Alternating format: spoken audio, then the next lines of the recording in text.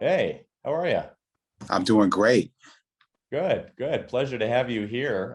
Students, to give you a little bit of background here, I'm nowhere near qualified to speak to all that he's done, but I'll give you a little bit of insight. He's Michigan's 64th Lieutenant Governor. At the age of 5, he had his first computer. My understanding is his grandmother had the visionary insight to grant him that.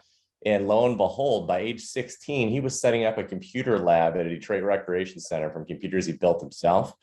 He decided to come out to Ann Arbor to study computer engineering and computer science, where he graduated with honors before he took a career at Microsoft up in Washington as a software engineer.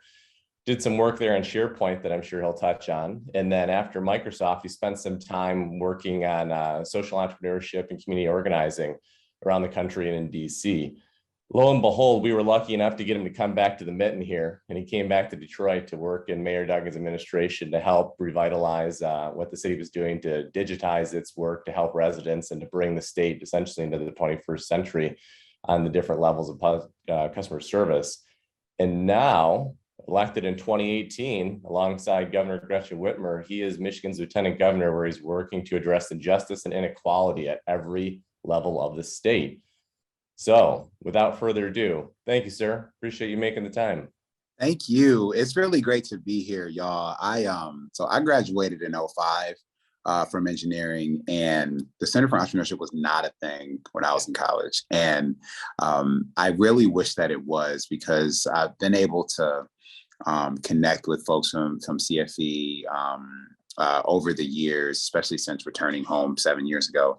And it's incredible. And I think y'all are so fortunate to be able to benefit from this kind of study and collaboration, to think about how you can think about yourself as an entrepreneur and a business owner, because that's not something that I thought was available to me, frankly, as a young person coming up. You talked about kind of the highlights of that story. I started with what I'll add into it a little bit is I am a twice recovering entrepreneur, just to make sure that you see why it's relevant that I'm actually speaking to the Center for Entrepreneurship. So I started two for-profit enterprises and one nonprofit. So I guess I'm technically a 3-time recovering entrepreneur. So the first one I'll talk about, and it kind of gets to the I think the values or the motto of CFE, talking about try, risk, fail, and do. So, the first one I started was actually in response to, a lot of folks who have ideas about businesses. We talk about scratching your own itch. We talk about, solving a problem that you have. For me, my version of that was trying to prevent my situation from happening. So when I graduated from Michigan, I wanted to be a software engineer. So I graduated in '05, and I didn't think that I could be the software professional I wanted to be in the state of Michigan at that time. I had interned twice. I interned after my senior year of high school and then after my freshman year of college at GM, and decided I didn't want to work for a car company. And then I interned 3 times with Microsoft, which is ultimately be out there. But it was like I wanted to be a software developer. And so I thought I need to go to the West Coast to do that, to do it at the level I wanted to do it, to have the career I wanted to have in that space. And so, but that's bad. Like I went to, I was born, bred, fed, educated, public schools all the way up in Detroit and Farmington, public school at the University of Michigan, all that. And so I felt like this state that gave me all these things and made me who I am, laid my foundation. But I was going someplace else to go build my future. And that was a problem. So I wanted that not to happen. So I started with 2 other Michigan alum, one who was a law school grad, and one who was a B school grad. This is before it was called Ross, to date myself. We started a business called Detroit Intern. And the whole premise of Detroit Intern was to prevent people like Garland from leaving Michigan. The idea was, if you could find an internship in the city or in Michigan, that if you find an internship that you liked, you could probably find a job that you liked. And if you could find a job that you liked, then you wouldn't move to Seattle. But that was literally the premise of the business. So it's like job and internship website. So I wrote the code for it, launched it with my 2 friends. And I launched this either December of '05 or January of '06. And Detroit in turn it was a going concern. We were able to get folks to pay to list and stuff. It was free for people to search and things. That it was like basically the wackest version of Monster that you can think of. But nevertheless, we had that going. It went. I actually exited out of it after a few years, but it ended up going, and we rebranded to something called Urban Employee, and ultimately was acquired by the Kellogg Foundation about 5 years later. So that was my first entrepreneurial exploit in terms of sort of launching something from scratch based on the premise of an idea that I had, doing the work. Like, I was the developer, I was the technical talent on the project, bringing it into the world, finding customers, like sort of having that whole experience, and then ultimately exiting the business because my life and priorities had ended up changing a bit. But starting that business be successful, that was great. One of our 3 founders, he ended up staying with it all the way to its acquisition by the Kellogg Foundation. So that was great. I learned a little bit about entrepreneurship firsthand there. While I was in Seattle, I started a little web development business on the side, which I don't really count that much, but I did have technically a web development business on the as a side hustle. But when I moved to Washington, D.C., I saw 2 opportunities for what became my other 2 ventures. So the one I started first was the nonprofit one. It was called Detroit Diaspora. And the theme of this one was also kind of predicated upon this notion that people leaving Detroit or leaving Michigan was like a bad thing for the future of the city and the state. So there's a theme here. When I moved to Seattle, the people who welcomed me to Seattle were like literally University of Michigan grad engineers who were from Detroit. Like, this whole community of them who were there to welcome me and sort of ingratiate me into the community. And then when my wife and I moved to DC, we moved in August. My birthday's in September. We had a birthday party, and we had 30 people at our house, and like 25 of them were from the greater Detroit area. So the insight for me was that there's a Detroit community in basically every community, because if you go back to 2011, after the 2010 census, Michigan was the only state in the country that lost population. And like Time magazine, time.com had this visualization of migration patterns. And basically it had like a red line going from city A to city B if someone had moved from city A to city B. And like, every city was Black except Detroit. Basically, Detroit was bleeding red throughout this map. And so I thought this was a problem, but it showed, though, there are Detroit communities in all these communities. And if they were connected, one, it would be kind of cool to get together with people who share your place of origin and kind of just be nostalgic and talk about the Tigers and whatever, do that. But also, all these people who Detroit made who they were, like, maybe they could be useful to the city that made them who they were.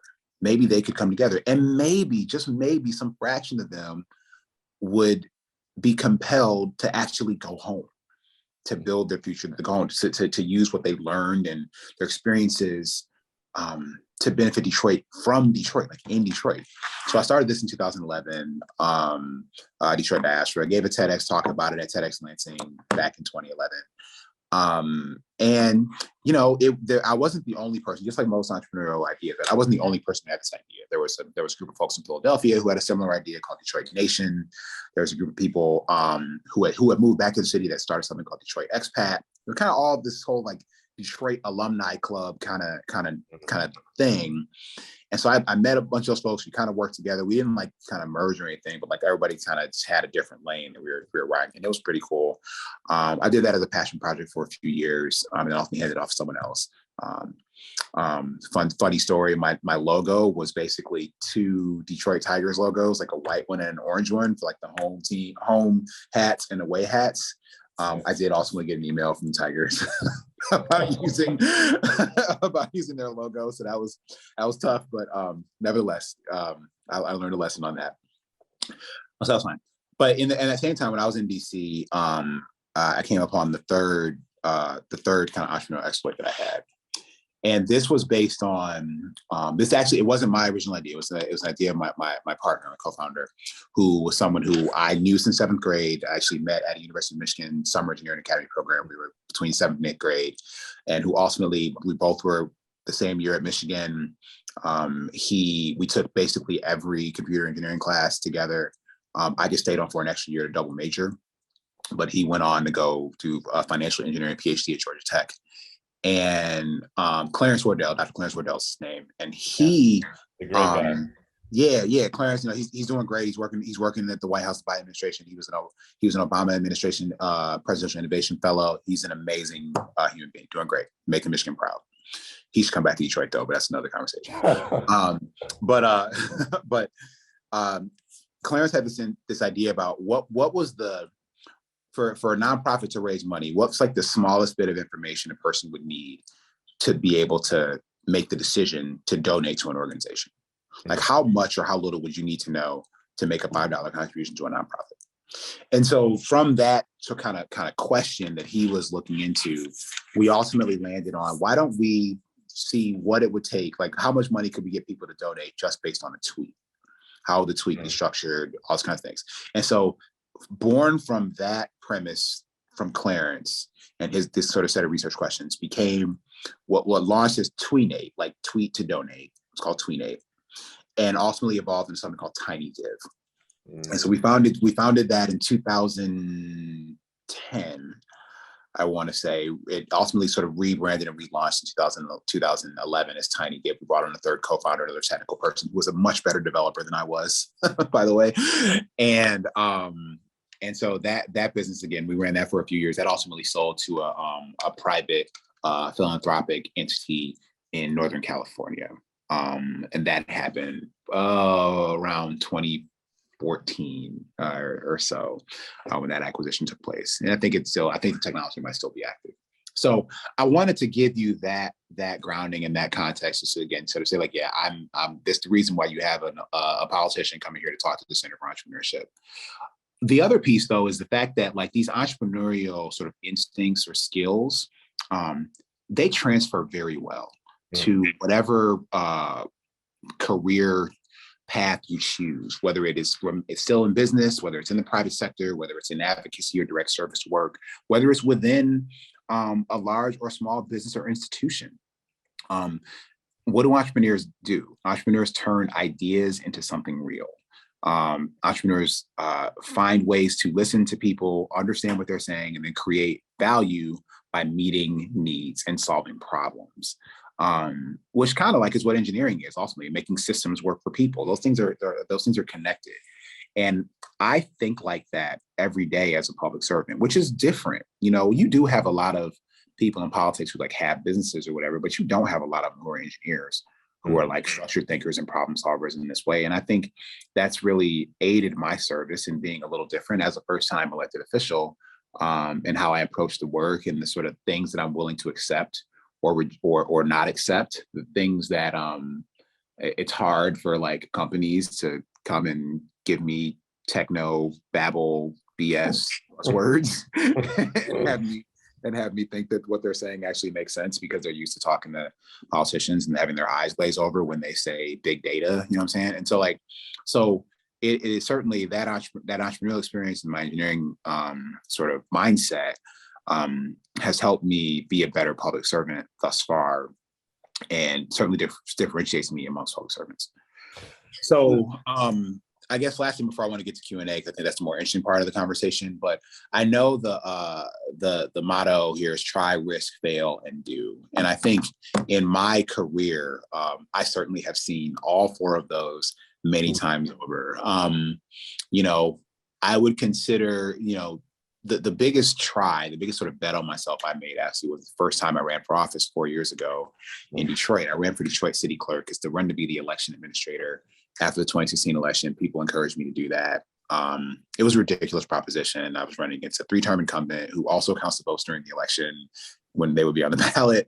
And I was a long shot. I wasn't politically connected in Michigan or in Detroit where I was running and stuff like that. But found that there may have been a path. And so tried to walk that path and bet the whole farm, quit my job at the city. My wife's a saint to let me do that. Quit my job working, no income, went all in for 8 months, campaigning 7 days a week, 17 hours a day at least, to earn people's votes. And I came really, really, really close, but I lost by 1,486 votes out of 100,000 votes cast in 2017. But I did end up making a lot of good building a lot of relationships and meeting a lot of new friends, including now Governor Gretchen Whitmer, who I met during that campaign, and then became her running mate 9 months later. So that was a pretty great experience.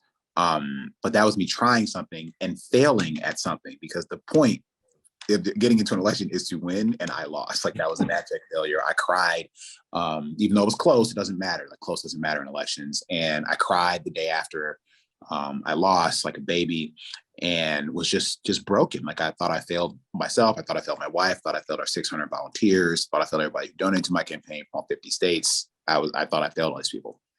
But ultimately, you know, I was able to leverage the fact that I took that risk, tried this thing that was, you know, kind of crazy, failed, but ultimately was, through no intention of my own, to be clear, able to do what I was trying to do, which was be a public servant. After I lost that election, I started something else. I started the Center for Social Media Responsibility at the NSI. I have a great affinity toward SI, and so I was really proud to have an opportunity to come on staff there and work with researchers about basically all the stuff in the news about you know, social media companies and their responsibility to the world and to democracy and all that stuff. These are questions I was looking into with researchers back in 2018 from North Quad at SI. And so I was minding my own business doing that when the governor approached me about being a running mate, which ultimately led me to the opportunity to be able to do what I wanted to do, which was have impact at a scale that is unmatched. And what I would say for folks to consider is that when I considered working in the public sector, both as a bureaucrat, when I came home and I was working with the city of Detroit, you know, I wanted to reach all people. And regardless of the scale of the business that you work in or the business you create, no business has every single person as its customer. No, but there's not a business. I worked at Microsoft. Microsoft had 1 billion customers when I was there. And there's more than 1 billion people in the world. No nonprofit, no direct service organization, no advocacy organization or platform services every single person. The only entity that by design serves everyone is the government. It's the only entity that is supposed to touch everybody. And so if you can innovate and execute and make things happen in that realm, the scale of impact is unlike anything else. And that is an exciting challenge to me. And so that's why I think applying this mindset in public service has huge potential to change lives, to prepare people or create the conditions for people to be successful, to have an impact, to create value, to create opportunity for people to pursue their entrepreneurial dreams. You know, like, we have a role to play in all of that in the public sector. And so I'm excited to be in this position to play that role for the people of Michigan, and hopefully have Michigan be a model for the rest of the country. Lieutenant Governor, I've got a problem. All these amazing questions I wanted to ask you just answered in what you said there. I don't know what to say now. All jokes aside, that was phenomenal. Thank you so much, especially for the context around how you view public service and how government's customers are unlike any other sector, and the experience that you get to have to serve there. Let's dive into that a little bit. We got the majority of students in our audience today are engineering undergrads. When they're thinking about the political realm, or they're thinking about the government sector, be it as a bureaucrat or even an elected office, it often occurs to me that they see it with a disdain, a sense of, oh, you can't get anything done there. There's no ability to affect the masses. You know, that's just mired in stagnation. Speak a little bit about what you've been able to see that surprised you after you became LG, that gave you hope and inspiration for what actually can be accomplished in a system that otherwise seems broken. Yeah, so, you know, that reputation is earned. Like, it is not illogical that folks believe that about many elements of the public sector. But I want to answer this in this way. So, one, I do think that we need to have people from a much more diverse set of professional backgrounds be in leadership in government, whether on the bureaucratic side, as a civil servant or whatever, or as elected officials. Nobody like me, with my experience, has ever held office at this level in Michigan. Nobody like me, with my experience, holds statewide office anywhere else in the country. And that's important because as engineers, again, what do we do? We make systems work. and we make systems work for people. Because ultimately these things that we're creating, we're humans, we're social beings. Everything we're creating is ultimately some sort of social enterprise, because it's supposed to work to augment, optimize, create space for people, to make something work better for people, to make something healthier for people, to make something safer for people, to make something, make people more effective or more efficient, whatever it is. All these systems need to work for people.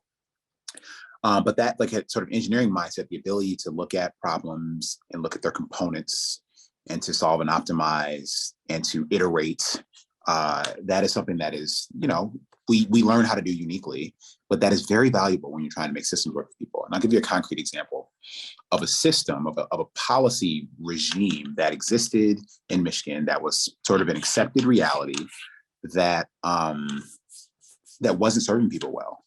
So, and here's the background. So in 2019, I went on a tour called Thriving Cities, where I went to 19 different cities in Michigan and had a conversation with community leaders about how to improve quality of life. And one of the elements of quality of life that I wanted to get people's ideas about is how do we create generational economic opportunity? So how do we make so that everybody, regardless of their station in life, their age, sees a role for themselves in the present and the future of our economy?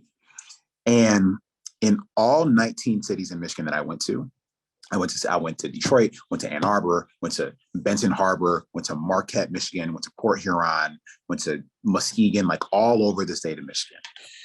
In 19 out of 19 cities, the only thing that I heard in every single place was the fact that people who had criminal offenses on their record, not being able to fully participate in the economy was a barrier to creating truly generational economic opportunity, that we need to fix that.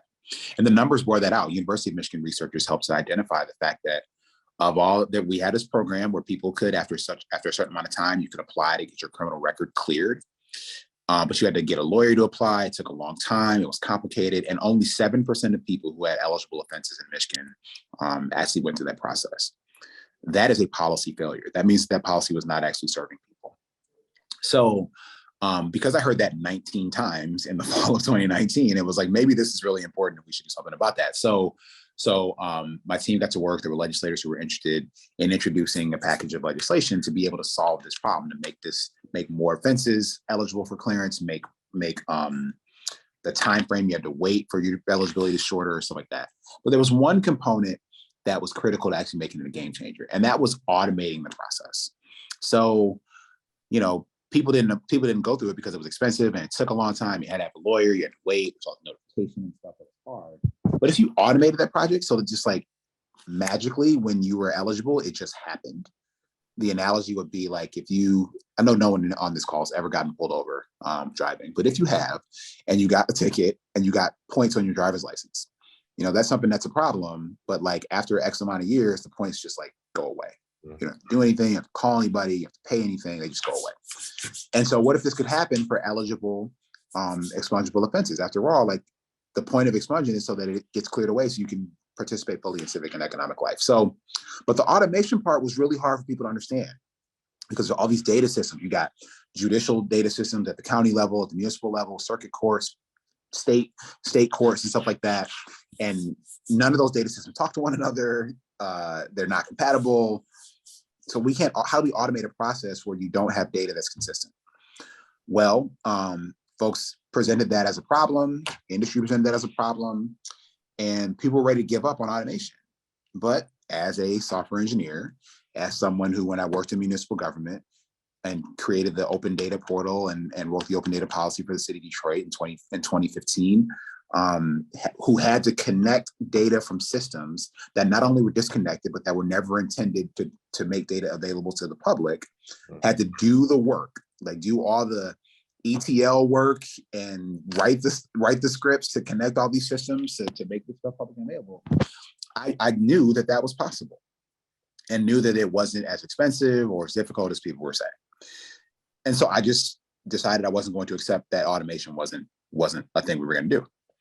And so it took some time to talk about things being sold. It took a year for people to be able to get there, but we got there in Michigan. In October 2020, the governor signed a clean slate bill package that gave Michigan the most progressive and expansive automated criminal record expungement program in the country. And now next year it'll be implemented and people will be able to benefit from this kind of automation. That wouldn't have happened if I wasn't an engineer. That wouldn't happen if I wasn't a software engineer specifically.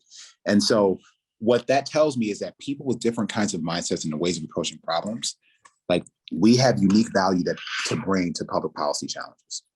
And so we need folks who have that kind of mindset and motivation to be working in government, to be able to make systems work for people. Mm-hmm.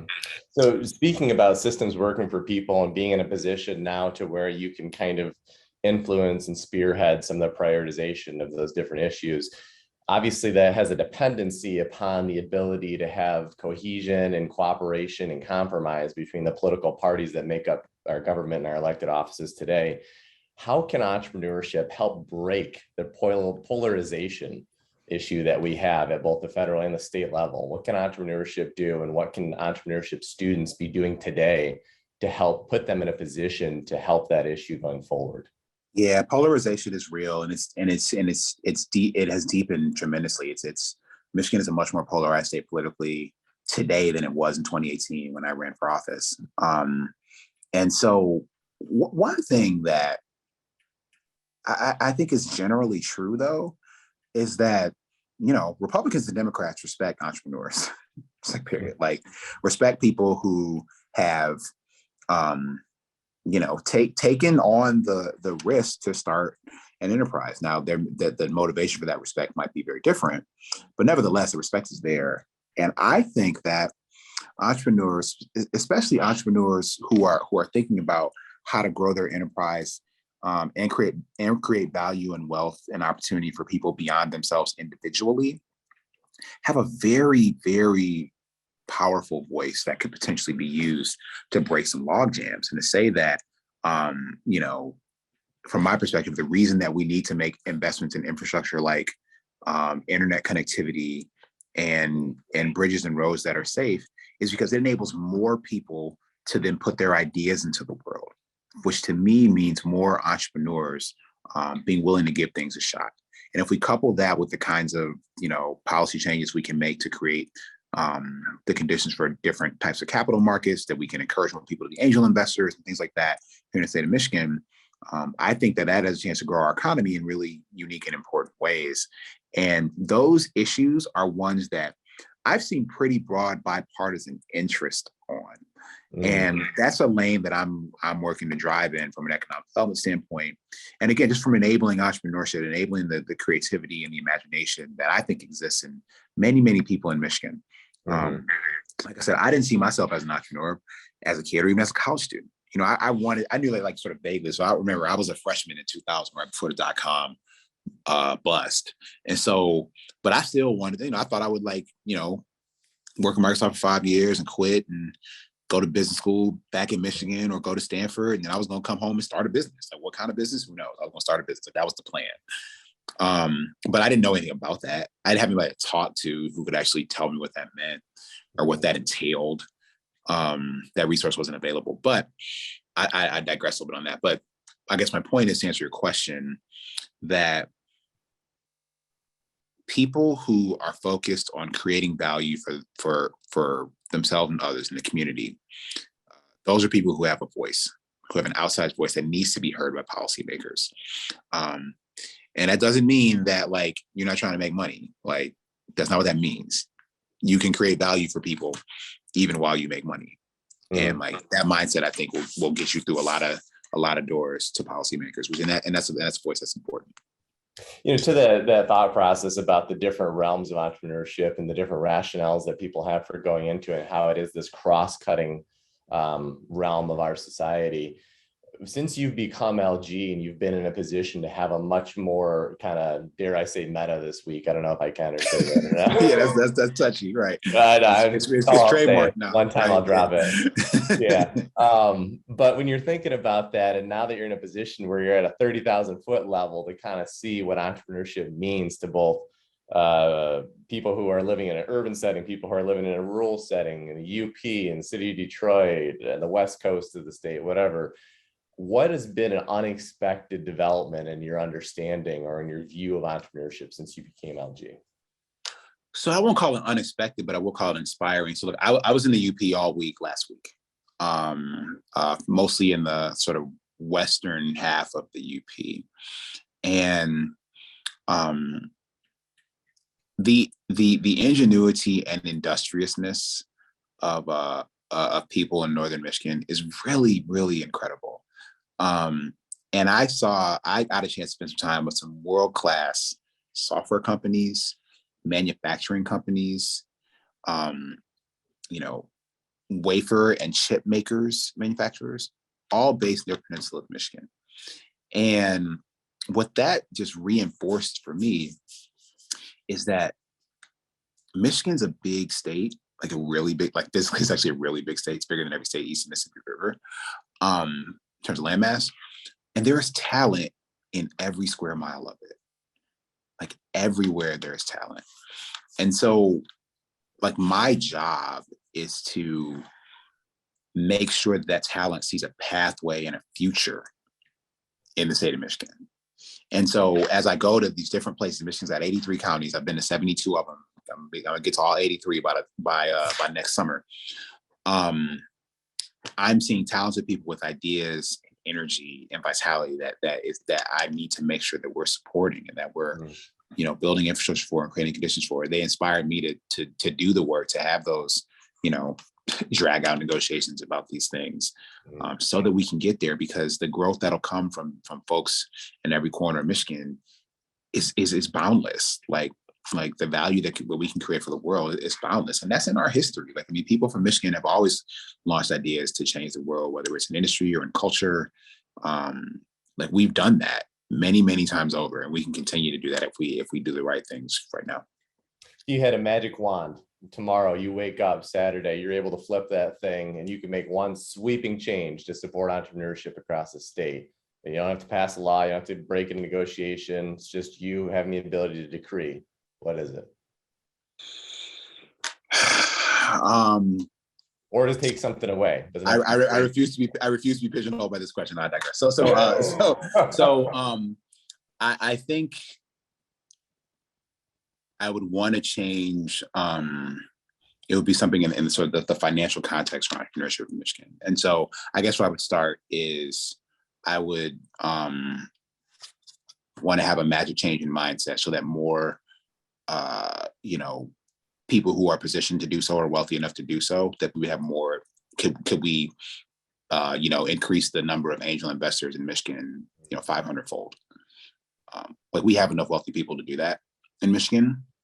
I think if we could do that, that would open up a lot more capital to give a lot more people, I think, confidence in a pathway for trying and launching their ideas in Michigan. That's where I'd start. That works. I'm going to conclude this poll and then share the results so you and the students can see it as well here at the bottom of the Zoom link. But just a couple, as a man who was all about SI and data, I didn't want you to have to be without it. I appreciate that. I'm looking at it now. Here's a quick snapshot of some of the student responses to a couple different questions we kind of posed out there. We've had a couple student questions come in, and I have to give credit to Lydia Tan, one of the students who provided a question I didn't reference a second ago. Well, a couple of the student questions have come in about the idea of the brain drain, and what you and I and our generation was calling the brain drain. I don't know if there's a new term for it now, but talk to students a little bit now about not just on an advocacy level and on a cheerleader level, but on a very real, tangible note. What's different today than it was in 2005 or in 2008 that seemingly would help attract and retain the talent that was otherwise leaving? What is fundamentally different now? Yeah. I appreciate that question. So let me say first off that it is unambiguously true that I'm a better professional and better public servant because I had experience in other places. Like if the perspective, the relationships that I was able to bring home with me from having spent 4 years in Seattle and 5 years in DC, like made me a better public servant and a better professional. So I am on board with people spending a season or a chapter of life, someplace learning something new and gaining perspective. I think that exposure is very important. And so the only thing that I'm asking people to do is not slam the door on coming home, to not like to consider it. The thing that would break my heart is when I would hear people be like, I'm never going back to Michigan. That's what break my heart. And so, now to answer your question more directly. So in terms of what's different. So again, for me personally, like I wanted to be a software engineer. I wanted to work at a software company. Like after my last internship at General Motors, I sat at my mom's kitchen table. My mother, who was, by the way, an accountant at GM for 32 years, I sat at the kitchen table with my mother and said, Mama, I don't want to work there. I don't want to work for a car company. I want to work for a software company. I want to work for Microsoft. That was what I told her. Now, granted, I had no pathway to working for Microsoft at that point, but next summer I was working at Microsoft for an internship. I think that the software development ecosystem has evolved tremendously and matured a lot in the last 16 years so that you can have, I think, exciting opportunities in small or medium or larger, basically software companies in a way that just wasn't true then. And so that my calculus would have been very different because of the way that market has evolved. Now, that's because some people have made the choice to locate their businesses here, have made investments, et cetera. The fact that we do have some of those larger companies that actually have engineering outposts in Michigan, that wasn't true. Here they might have had like a sales office for, Google or whatever, but they didn't have a real thing here until, I think it was AdWords. The AdWords business was working at Ann Arbor back starting in 2006, I think. Larry Page was my commencement speaker for engineering commencement, by the way, in 2005. So that was interesting. But so I think the software industry has evolved specifically here. But also the other piece was, and it's got one of the answers to one of the poll questions in terms of what we could do. I feel like even if I would have been exposed to what entrepreneurship was, like practically what it was, like if I could like touch and talk to an entrepreneur, that would have impacted my decision. And I didn't have that kind of exposure as a kid, as a college student. And so it was such a fearful enterprise, so much so that I did have an opportunity in my career to leave Microsoft to go be the third co-founder of a startup. And I didn't do it because I was like, I didn't understand how to evaluate the risk. I was scared of it, and like, I'd have made a lot more money if I'd have done that. and so like that company has been pretty successful. And so I think that kind of, again, exposure is really important. And I think we are better. The environment for that is much better now than it was 15, 16 years ago, but it's still not where it needs to be. And so we need to continue to build those kind of opportunities and experiences for people of all ages. To that same kind of thought process of retention and attraction, when student question came in, and I'm glad it did because it was kind of a topic I want to touch on. What do you think the public sector in the state of Michigan specifically could be doing to attracting talent to come into the actual bureaucratic system and to be working in Lansing and the state government outposts throughout the state, actually working for the state and helping leverage their talents to helping the public sector advance, and as opposed to going to work for Google or going to work for Microsoft? What could the state do to help attract that talent? Some of this is personality driven, bluntly. I mean, the reason that you had this kind of revolution of like technical people going and working in the Obama administration was because they thought Obama was cool and it was clear that he was open to technology. Right. And so, I think that is a type of evangelism that I need to do and am trying to do and will do more of, to like, hey, there's somebody with this skill set and we value that in this administration. And there's impact to be had here in government at the state level or at the local level. And that we need this talent in the public sector because we need to scale the impact potential by reaching every person. So one of the, I think, is just like saying that, we want talented people with these skill sets to consider working in government. And that's not to say that you need, and there was one of the poll questions about this too, it's not to say that you need to like work in government for your whole career either, right? That I wouldn't make it so that was your whole salary trajectory for your entire life. Wouldn't necessarily do that for you, right? But you have value to add, and I think you would benefit from, again, just seeing the way that the problems that we face in government are different. They're different in terms of scale. They're different. The dynamics of them are different because of the political environment that we work in, and being able to navigate those can position you to be even more successful, I think, as an entrepreneur. It's also important that folks learn about, the nuances of how government works, how the government buys things. There's a big opportunity for improvement in the streamlining of that process, but also just like knowing that process is really valuable. And understanding, even if your business doesn't necessarily sell directly to governments. So, but I think the responsibility is on folks like me to be out there and saying, hey, we need this kind of talent in government, in the public sector, in service of people, that you want it to be so that every time you interact with the government, it's not because you have to pay for something, because you're annoyed by something or something's a problem. And right now, those are kind of the primary reasons you interact with government. And can we make those experiences more enjoyable for the people who are coming to get services and for the people who are providing those services? Because too many public sector employees have for years, used software that makes them feel like the people who procured it hate them. That's a problem, right? And so how do we fix that and work with that and deal with the streamlining and leaning of those kind of processes and systems to work better, which would then in turn lead to higher quality service delivered. So that's what I think. As someone who spent a career in the public sector prior to coming to academia, I could not agree with that statement more about innovating, especially the software systems that the constituents interact with.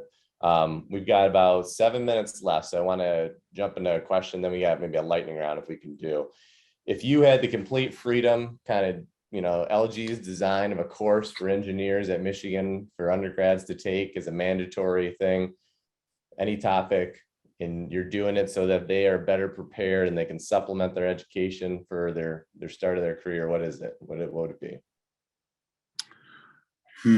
So I do think I'm an engineer who I think I'm a pretty decent communicator. I did a lot of public speaking as a kid and stuff. I think the combination of having technical talent and the ability to talk to non-technical people has almost immeasurable value, because it is pretty rare to be able to at one time speak with rigor from a technical perspective and also be able to, understand it enough to be able to explain it in simple terms to non-technical people. And so if there was a way for that course to just provide engineering students with just brute force practice in doing that in real scenarios, I think that would be incredibly valuable. Yeah, absolutely. Yeah, hands down. Okay, lightning round. Let's make these 1 word, 2, 3 word answers if we can. We'll run on it from there. Best spot to study on North Campus back in the day. Where was it? Well, it was called the Media Union. Now it's called Duderstadt Center when I was there. But I used to go in the basement of the Media Union. Yeah, that's still there. Video game library is down there too, students, in case you need some extra research. Yeah, absolutely. Cryptocurrency is our future, passing fad, or too early to tell? Too early to tell. Fair.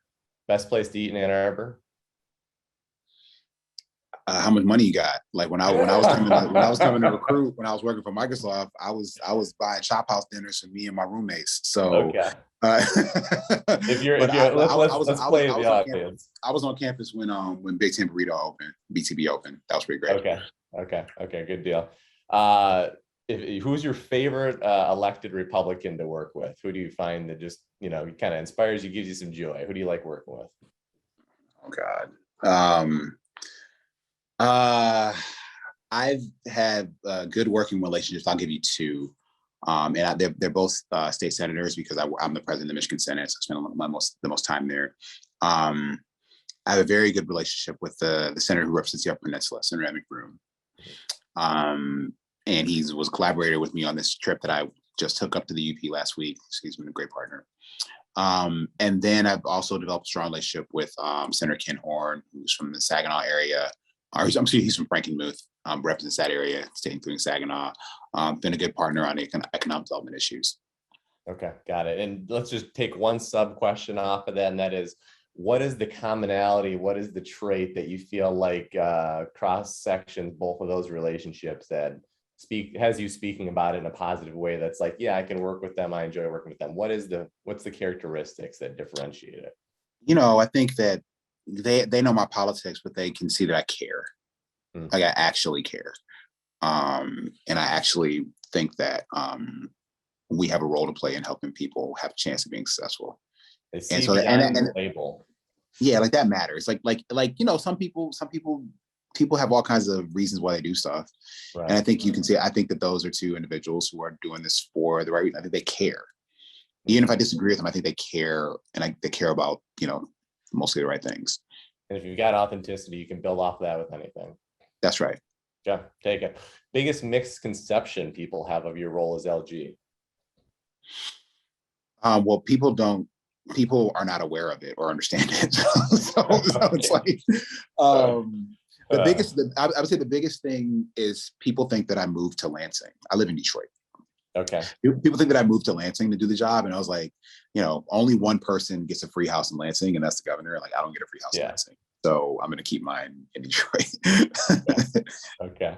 We've got just take 1 minute for a longer sub answer on that, and that's a student question that came through from Christian Mulville. Students who are especially interested in entrepreneurship, what can they be doing to help revitalize the city of Detroit?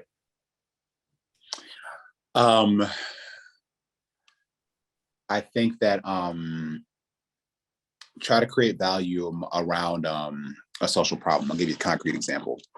It may not be sexy, but it could be if you're creative. We do not have enough childcare in Detroit or in Michigan. A childcare business, I believe, is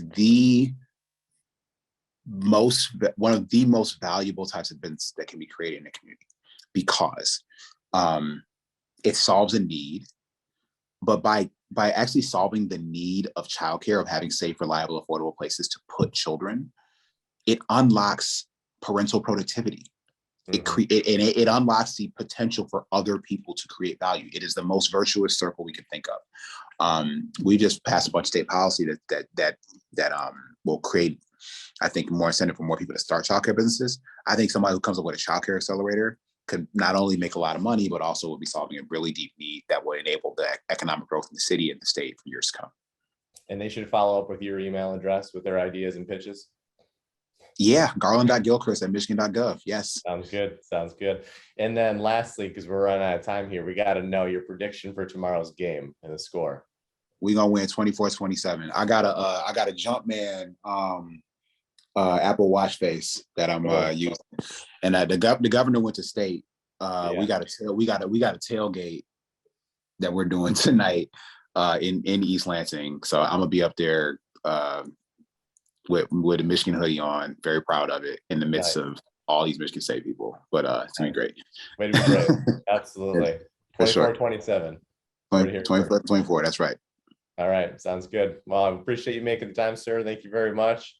Have a great weekend. Happy Halloween, and go blue. Thank you, everybody. Go blue. Really appreciate being here. Be safe. Cheers.